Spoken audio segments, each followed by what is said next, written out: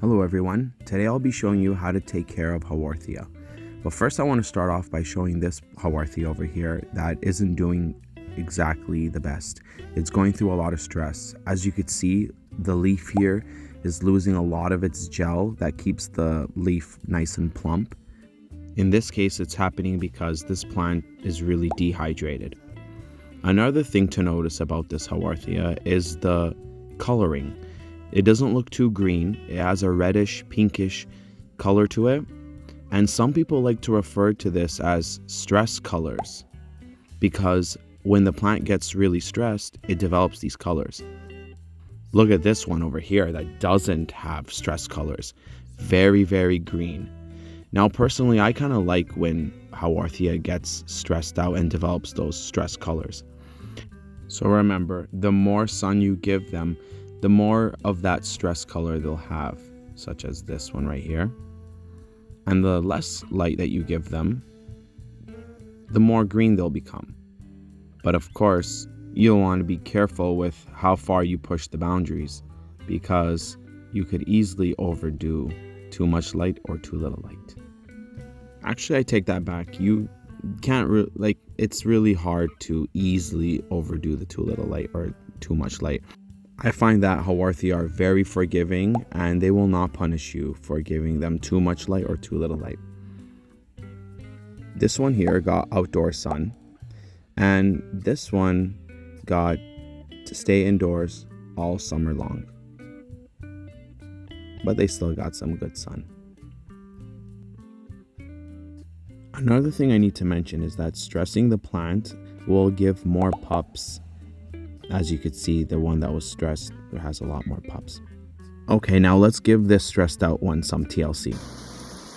Right now you're probably thinking, what are you doing? Haworthia is a succulent. Why are you getting its leaves wet? But it's okay. If you don't do this too often, then it's all right to wash off the dust and debris every once in a while. It won't hurt your plant. Now it's time for it to soak up some sun and water. I'm gonna propagate these little pups, but not just yet.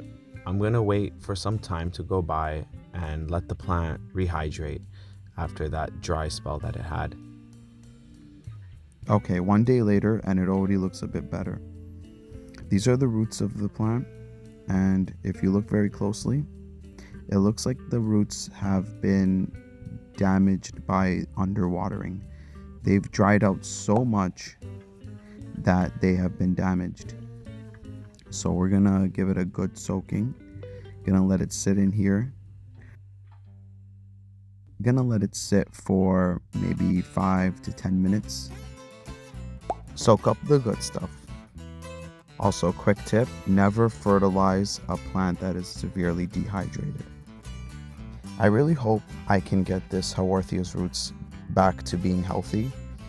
Roots that dry up too much have a problem with absorbing water, so they stop doing what they're supposed to do.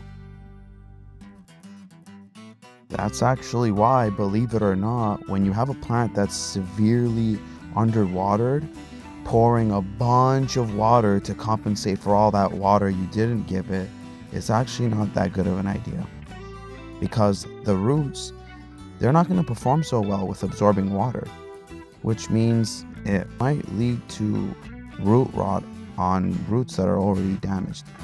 Okay, so tilt, get the water out, a little shake. This is what Haworthia roots that are healthy look like. Notice the difference. They don't look shriveled up and they have a healthier color to them. So it's really easy to take care of a Haworthia. It's not a picky plant at all. When it comes to sunlight, you want to give it an east or west window. Somewhere between 2 to 5 feet away from the east or west facing window is ideal. Although I've placed it over 6 feet from a window before and it's still done well. With watering, just make sure that the soil dries out before you water.